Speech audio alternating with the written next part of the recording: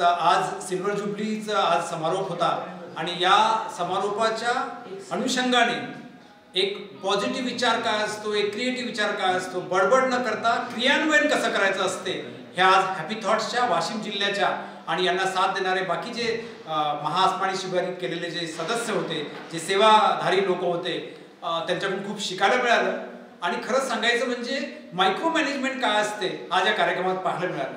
दुपारची वेळ, रविवारचा दिवस सुट्टीचा असून सुद्धा हॉल पॅक झाला आणि 600च्या वर साधक 3 तासपर्यंत बसून राहिले. हीच या विचारांमुळे काय होऊ शकते चमत्कार, हा चमत्कार आज पाहायला मिळाला.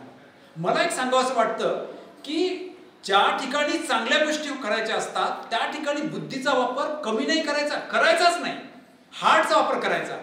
मीरा ने जो भी कुछ किया, भगत सिंह ने जो कुछ भी किया, गांधी ने जो भी किया वो हार्ट के द्वारा किया.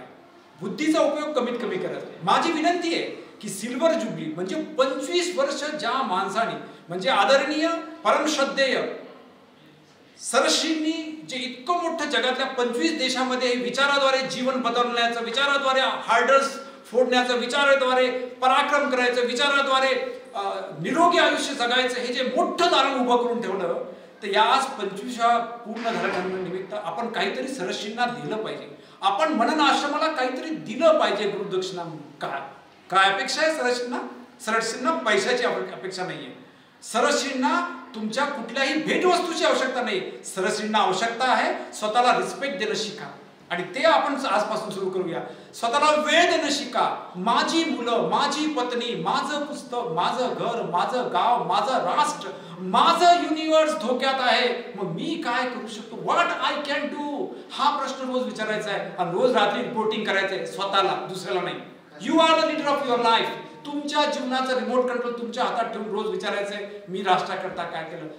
हेच आजच्या कार्यक्रमामधून शिकायला मिळालं. हेच आपण करूया आणि पुन्हा या वाशिम जिल्ह्याला, या विदर्भाला पुन्हा वैभवशाली सर्व दृष्टीने बनवूया.